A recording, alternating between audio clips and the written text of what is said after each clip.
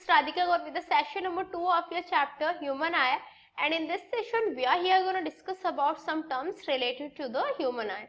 So guys, human eye obviously एक wide topic है और एक काफ़ी वैल्यूएबल टॉपिक है, क्योंकि हमारे जो विजिबल चीज़ों को जो बनाता है वो ह्यूमन आई ही है. दैट इज जो भी ऑब्जेक्ट्स हम देख पाते हैं, जो भी कलर्स हम देख पाते हैं, जो भी नेचर की क्रिएशंस को हम देख पाते हैं, वो सब ह्यूमन आई की तरफ की वजह से ही पॉसिबल होता है. तो कुछ ऐसे टर्म्स हैं ह्यूमन आई से रिलेटेड जिन्हें ऑब्वियसली हमें जानना जरूरी है. लाइक जो इमेज है उसका फॉर्मेशन कैसे होता है, एकोमोडेशन क्या होता है, पावर ऑफ एकोमोडेशन क्या होता है, नॉर्मली जो हमारा फार पॉइंट है, नियर पॉइंट है, ये क्या है, परसिस्टेंस ऑफ विजन क्या है. तो यही सारी चीजें हम इस सेशन में डिस्कस करने जा रहे हैं. So let's start a session with the formation of an image. That is कोई भी इमेज का फॉर्मेशन कैसे होता है. An image is formed on the retina by the successive refraction at the cornea, the aqueous humor, lens and vitreous humor. जो image है वो retina पे कैसे फॉर्म होती है, जब कॉर्निया, एक्वस ह्यूमर, लेंस और विट्रस ह्यूमर के थ्रू काफी सारे सक्सेसिव रिफ्रैक्शंस होते चले जाते हैं. उसके बाद फाइनली जाके जो रेटिना है वहां पे इमेज फॉर्म हो जाती है. Clear? That an image is formed on the retina by the successive refractions at the cornea, the aqueous humor, lens and the vitreous humor. A real, diminished and inverted image of the object is formed on the retina. Retina पे क्या होता है, किसी भी object की एक real, that is obviously real image, diminished image that is size में small, and inverted that is जो उल्टी इमेज हो वो फॉर्म हो जाती है ऑब्जेक्ट की रेटिना पे. Is that clear? That a real, diminished and inverted image of the object is formed on the retina. And the retina is a delicate membrane having enormous number of light sensitive cells. जो retina है वो एक delicate membrane होती है जिसमें काफी number में light sensitive cells present रहते हैं. जैसे मैंने आपको बताया था कि जो रेटिना है वो एक ऐसी मेम्ब्रेन होती है जहाँ पे रॉड्स एंड कॉन्स अवेलेबल रहते हैं. Clear? The retina is a delicate membrane having enormous number of light sensitive cells. These light sensitive cells get activated upon illumination and generate electrical signals. ये जो light sensitive cells होते हैं ये illumination के time पे activate हो जाते हैं और electrical signals को generate करते हैं. Clear? That is जो रेटिना है उस पे काफी सारे नंबर में sensitive cells present रहते हैं जो इल्यूमिनेशन के टाइम पे एक्टिवेट हो जाते हैं और इलेक्ट्रिकल सिग्नल्स को जनरेट करते हैं. क्लियर? उसके बाद क्या होता है, these signals are send to the brain where optic nerves. Optic nerves के थ्रू यही जो सिग्नल्स हैं इन्हें ब्रेन तक पहुंचा दिया जाता है. The brain interprets these signals and finally processes the information. जो ब्रेन है इन सिग्नल्स को इंटरप्रेट करता है और फाइनली वो जो इंफॉर्मेशन है उसे प्रोसेस करता है so that we perceive objects as they are, ताकि हम ऑब्जेक्ट्स को ऐसे ही देख पाए जैसे वो हैं. क्लियर? कि जो इलेक्ट्रिकल सिग्नल्स होते हैं उन्हें ब्रेन तक भेजा जाता है ऑप्टिक नर्व्स के थ्रू. जो ब्रेन है उन सिग्नल्स को इंटरप्रेट करता है और फाइनली उनके थ्रू जो इंफॉर्मेशन गिवन होती है उसे प्रोसेस करता है ताकि जो ऑब्जेक्ट्स हैं उन्हें हम देख पाए, उन्हें हम परसीव कर पाए उसी वे में जिस वे में वो एक्चुअली है. Is that clear to you? So the thing is, ऐसे ही जो इमेज है उसका फॉर्मेशन होता है, ऐसे ही हम किसी भी ऑब्जेक्ट को देख सकते हैं और ये सब आई की वजह से ही पॉसिबल होता है. क्लियर? अब जब हम बात कर रहे थे about some we can say about the some terms related to human eye, तो फॉर्मेशन ऑफ इमेज के बाद में आता है एकोमोडेशन. एकोमोडेशन क्या होता है? It is the ability of the eye lens to focus both near and distance objects by adjusting its focal length. ये जो एबिलिटी होती है ये आई लेंस की होती है. आई लेंस की एक एबिलिटी होती है जिसके थ्रू वो दोनों ही, चाहे वो ऑब्जेक्ट पास है या दूर है, नियर डिस्टेंस पे है या फार डिस्टेंस पे है, लेकिन वो ऑब्जेक्ट को क्लियरली देख सकता है bye adjusting it's focal length. That is focal length में एडजस्ट करके, फोकल लेंथ को एडजस्ट करके जो लेंस है वो एक एबिलिटी रखता है जिसके थ्रू वो नियर एंड फार दोनों ही ऑब्जेक्ट्स को क्लियरली देख सकता है. However, the focal length cannot be decreased or increased beyond the certain limit. लेकिन जो फोकल लेंथ है वो डिक्रीज और इंक्रीज नहीं हो सकती एक सर्टेन लिमिट से ज्यादा। दैट इज यदि हमारा नियर पॉइंट 25 सेंटीमीटर है और फार पॉइंट इंफिनिटी है, क्लियर। जो हमारा नियर पॉइंट 25 सेंटीमीटर है, दिस मीन्स हम फोकल लेंथ को उससे ज्यादा डिक्रीज नहीं कर सकते कि हमें उससे पहले के ऑब्जेक्ट्स भी दिख जाएं। तो सिंपल ये है कि लेंस की इतनी तो एबिलिटी होती है कि वो फार डिस्टेंस के ऑब्जेक्ट्स को, नियर डिस्टेंस के ऑब्जेक्ट्स को अपनी फोकल लेंथ को एडजस्ट करके देख पाए, लेकिन जो फोकल लेंथ है that can not be decreased और increased beyond a certain limit, clear. Also the ciliary muscles help in accommodation by changing the curvature of the eye lens. जो ciliary muscles होती हैं वो accommodation में help करती है। वो accommodation में हेल्प कैसे करती है? क्योंकि जो आई लेंस है उसका जो कर्वेचर है वो इसे चेंज करती रहती है, और उसे चेंज करते रहने की वजह से जो सिलेरी मसल्स हैं वो accommodation में हेल्प करती हैं, clear. The ciliary muscles help in accommodation by changing the curvature of the eye lens. When muscles are relaxed, the lens becomes thin and its focal length is increased. जब भी muscles relax करती हैं उस case में हम कौन सी muscles की बात कर रहे हैं? यहाँ पे हम बात कर रहे हैं सिलेरी मसल्स की, क्लियर। तो जब भी सिलेरी मसल्स रिलैक्स करती हैं, जो लेंस है वो थिन हो जाते हैं, दे becomes thin and it's focal length is increase, और उनकी जो फोकल लेंथ है वो इंक्रीज हो जाती है।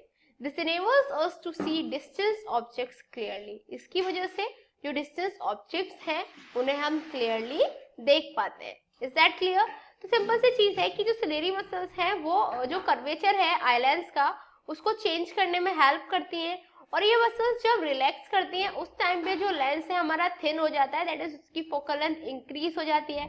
फोकल लेंथ इंक्रीज हो जाती है तो दैट इज जो हमारे डिस्टेंट ऑब्जेक्ट्स हैं, जो फार डिस्टेंस पे अवेलेबल ऑब्जेक्ट्स हैं, उनको हम क्लियरली देख सकते हैं।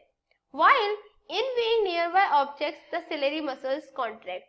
लेकिन जब भी हमें नियरबाई ऑब्जेक्ट्स देखने होते हैं, दैट इज हमें वो ऑब्जेक्ट्स देखने होते हैं जो हमारे पास अवेलेबल है, दैट इज हमारे नियर पॉइंट के आसपास है। तो अब उस केस में क्या होता है, जो सिलेरी मसल्स है वो एक्सपैंड नहीं होती, वो कॉन्ट्रैक्ट हो जाती है, और उनके कॉन्ट्रैक्ट होने की वजह से द लेंस बिकम्स थिकर, जो लेंस है वो मोटा हो जाता है, थिक हो जाता है, and it's focal length decreases, उसकी जो फोकल लेंथ है वो भी डिक्रीज हो जाती है, clear. That in viewing nearby objects the ciliary muscles contract and the lens becomes thicker and its focal length decreases. Accommodation के बाद हमारा जो थर्ड टर्म आता है वो आता है power of accommodation. That is accommodation की पावर क्या होती है? It is the maximum variation in power of eye lens for focusing near or far objects clearly at retina. जो पावर ऑफ accommodation होता है वो एक मैक्सिमम वेरिएशन होता है आई लेंस की पावर में, जो नियर बाय ऑब्जेक्ट्स और फार ऑब्जेक्ट्स को क्लियरली रेटिना पे फोकस कर पाए, clear. That it is the maximum variation in power of eye lens for focusing near और far objects clearly at the retina. The eye loses its power of accommodation at old age. Simply जैसे जैसे person की as old होती चली जाती है उसकी power of accommodation loss होती चली जाती है। That is why old age में जो पर्सन है वो क्लियरली नहीं देख पाते, क्योंकि जो उनकी पावर है आई लेंस की, जो पावर है नियर और फार ऑब्जेक्ट्स को क्लियरली रेटिना पे फोकस करने की जो पावर है, वो पावर में जो वेरिएशंस हैं वो ऑब्वियसली कम हो जाते हैं। That is power of accommodation जो है वो कम होती चली जाती है in the case of old age, clear. Now the thing is what is the far point of the eye? Eye का फार पॉइंट क्या होता है? So it is the farthest point up to which the eye can see clearly. जो far point होता है आई का वो एक फारथेस्ट पॉइंट है जहां तक जो आई है वो क्लियरली देख सकती है। It is infinity for the normal eye. Normal eye के लिए जो फार पॉइंट है वो क्या है? That is infinity. That is कोई भी पर्सन इंफिनिटी तक देख सकता है। Is that clear? Far point के बाद आता है हमारा near point of the eye. The minimum distance at which an object can be seen most distinctly without any strain is called the least distance of the distinct vision. That is वो minimum distance जहाँ पे जो object है बिना किसी strain के आराम से देख पाए, उस distance को हम क्या बोलेंगे? least distance of distinct vision, और we can say the near point of the eye. तो simply वो minimum distance जहाँ तक object clearly देख पा रहा है बिना किसी strain के, उसे हम near point बोलते हैं eye का. And for a healthy eye of an adult, it is 25 centimeter. किसी भी एडल्ट की हेल्दी आई के लिए जो नियर पॉइंट होता है आई का वो कितना होता है? 25 5 सेंटीमीटर. क्लियर. नेक्स्ट टर्म आता है हमारा persistence of vision. Persistence of vision क्या है? The time for which sensation of object continues in I is called persistence of vision. That is वो टाइम जिसके लिए जो सेंसेशन है ऑब्जेक्ट की वो आई में कंटिन्यूड रहती है, उसी को हम क्या बोलते हैं? Persistence of vision. Clear. That the time for which sensation of object continues in I is called the persistence of the vision. Now the thing is color of objects. Actually retina has a large number of light sensitive cells, rods and cones. अभी हमने study किया जो retina है उसमें large number of light sensitive cells present रहते हैं, that is rods present रहते हैं और कोन्स प्रेजेंट रहते हैं.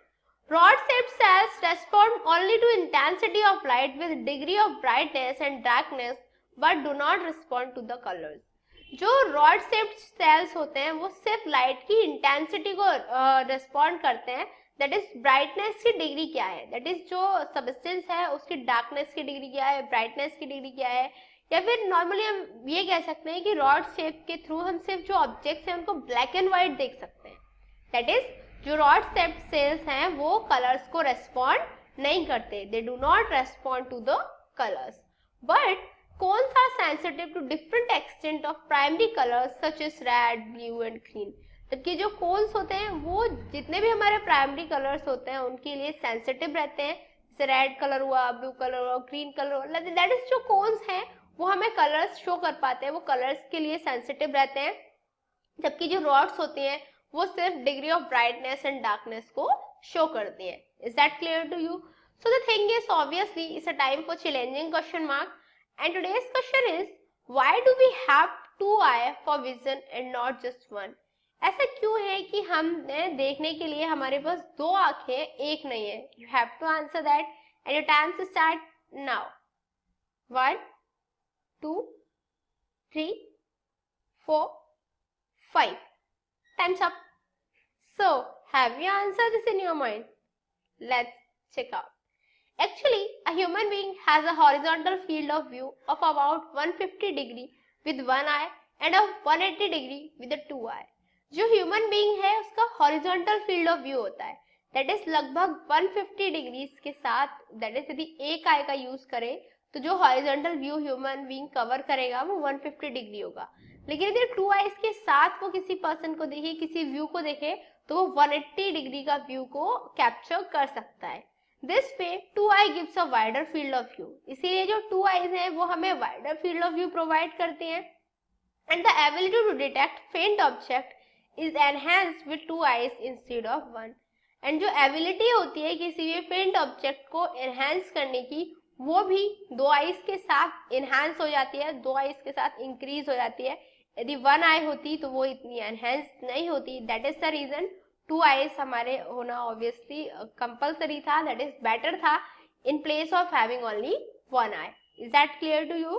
That a human being has a horizontal field of view of about 150 degree with one eye and of 180 degree with two eye. This way two eye give a wider field of view and the ability to detect faint object is enhanced with two eye instead of the one. Thereby two eye are there in the body of the human being. Clear? So the thing, what did we learn today? आज हमने क्या study किया? आज हमने कुछ terms के बारे में स्टडी किया related to human eye. Like हमने स्टडी किया जो इमेज है उसका फॉर्मेशन क्या कैसे होता है, एकोमोडेशन क्या होता है, पावर ऑफ एकोमोडेशन क्या होता है, नियर पॉइंट फार पॉइंट क्या होते हैं, परसिस्टेंस ऑफ विजन क्या होता है, आइस में कलर फॉर्मेशन कैसे होता है, and all and all. So I guess this was enough for this session. In next session, we are going to discuss more about this chapter. Till then,